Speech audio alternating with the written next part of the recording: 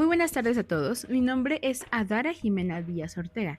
Actualmente soy alumna de la licenciatura de Relaciones Internacionales en la Facultad de Ciencias Políticas y Sociales de la Universidad Nacional Autónoma de México, presentando esta actividad para la materia de Economía de México impartida por el profesor Sergio Leonardo de Ávila Ruiz.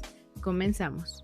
En este video hablaremos de la crisis de 1995, conocida como el error de diciembre o efecto tequila, la cual implicó un periodo sumamente duro y crítico en la historia de México, pero que no fue un suceso aleatorio, sino que encontró sus raíces en problemas estructurales y decisiones políticas y económicas que se acumularon durante décadas. Empecemos por retomar el contexto histórico. Durante la década de los 70 se empezó a resentir el desgaste del modelo de industrialización por sustitución de importaciones o easy peasy de entender, lo cual obligó al gobierno a formular la transición hacia el modelo de industrialización orientada a la exportación o modelo IOE. Este modelo fue el comienzo de la neoliberalización de la nación mexicana. Sin embargo, fue hasta 1982, tras la moratoria de pagos por parte del gobierno mexicano de su deuda externa, que el proceso se aceleró estrepitosamente. Fue así que durante el sexenio de Miguel de la Madrid se formuló el plan de achicamiento del Estado y la apertura comercial del país, mientras que internamente se intentaba controlar la inflación y estabilizar los precios. Este proceso continuó hasta el gobierno de Carlos Salinas de Gortari, quien realizó reformas estructurales que permitieran la entrada de empresas externas, a la par que se formulaba la creación del Tratado de Libre Comercio de América del Norte, también conocido como TLCAN. Durante este periodo se privatizaron muchas instituciones paraestatales y empresas estratégicas como bancos, aerolíneas, empresas de telecomunicaciones, cementeras, constructoras, mineras, entre muchas otras. El gobierno en ese momento priorizaba los indicadores macroeconómicos por sobre la estabilidad política y social. Sin embargo, el año de 1994 conjugó una serie de factores políticos y comerciales y sociales que tensaron la situación del país. Por un lado, sucedió el levantamiento zapatista de Liberación Nacional, se firmó el Tratado de Libre Comercio de América del Norte y ocurrió el inesperado asesinato de Luis Donaldo Colosio, candidato a presidencia por el PRI. Y esto en particular fue muy importante. ¿El asesinato? No. Las elecciones. Como señalan Robles y Salinas, la crisis de insolvencia financiera externa se derivó de los efectos de la devaluación postergada en el curso de 1994 por la decisión de mantener un peso sobrevaluado para controlar la inflación y evitar un impacto psicológico negativo en la población al gobierno en una coyuntura electoral, afectada ya por los sucesos políticos de ese año, el levantamiento zapatista y los crímenes políticos. Carlos Salinas no quería afectar ni su imagen histórica ni las elecciones, por lo que, como dicen, le pasó la bolita al siguiente. Fue así como Ernesto Zedillo llegó a la presidencia con una bomba en las manos. Claro que estas decisiones de política económica fueron influenciadas por el consenso de Washington, que buscaba proyectar una imagen de solidez internacional mientras se negociaba la entrada definitiva de México al primer mundo económico. Sin embargo, el mantenimiento del tipo de cambio fijo frente a un escenario de desconfianza generó vulnerabilidad estructural que dependía enteramente del flujo constante de capitales extranjeros. Ahora bien, retomemos las causas principales de la crisis. La causa inmediata fue el agotamiento de las reservas internacionales ante la imposibilidad de sostener la paridad del peso. La falta de liquidez se convirtió en un problema sistémico que amenazaba con la moratoria total de los compromisos externos del país. Y fue así que el país sufrió una sangría de 13,000 millones de dólares entre marzo de 1994 y diciembre del mismo año, por la política sobrevaluatoria del tipo de cambio. Las reservas nacionales se redujeron a 6,000 millones de dólares. Se estimó un déficit en cuenta corriente por 29,000 millones de dólares para finales de 1994. Además del factor monetario, la crisis puso de relieve una falla en la arquitectura financiera nacional, pues el modelo neoliberal de modernización limitada no lograba generar un ahorro interno suficiente para financiar el desarrollo de manera autónoma. Como señalan Robles y Salinas, la detonación de esta crisis financiera puso de relieve un problema estructural de primer orden consistente en el refinanciamiento del crecimiento económico. En cuanto a las medidas adoptadas por el gobierno mexicano, encontramos diferentes. La administración de Ernesto Zedillo implementó estas medidas de emergencia para evitar moratoria y estabilizar la economía nacional. En primer lugar, el rescate financiero internacional.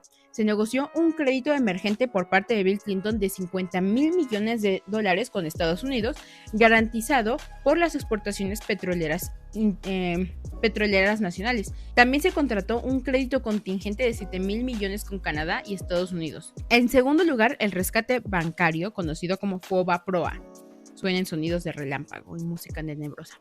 Entre 1995 y el 98, el gobierno implementó una estrategia para salvar el sistema financiero tras la crisis del 94, la cual resultó en la socialización de las deudas privadas de bancos y empresas en quiebra. No obstante, posteriormente se publicó una lista de beneficiarios del programa FOBAPROA y se descubrió que no solamente empresas que habían sido afectadas profundamente por la crisis fueron beneficiadas por el FOBAPROA, sino que también políticos de muy alto rango o de mediano rango, empresas que no habían sido afectadas fuertemente por esta crisis y entre otros individuos y empresarios se habían visto beneficiados directamente por este programa, lo que destapó básicamente un escándalo de corrupción gigantesco. Ahora, en tercer lugar tenemos al blindaje financiero del 98.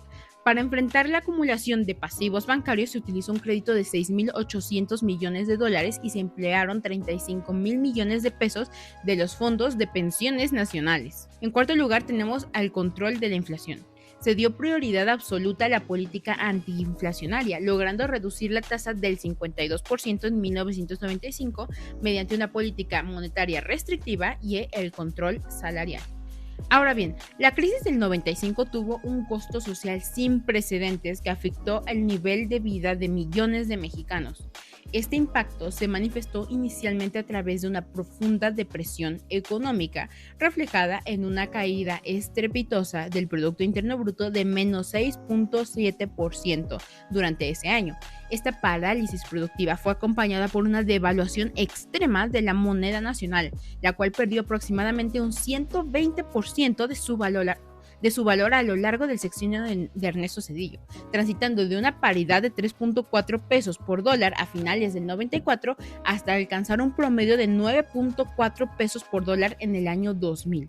Esta inestabilidad financiera se tradujo rápidamente en un deterioro social sin precedentes, donde para el 96 el 78% de la población mexicana vivía en condiciones de pobreza.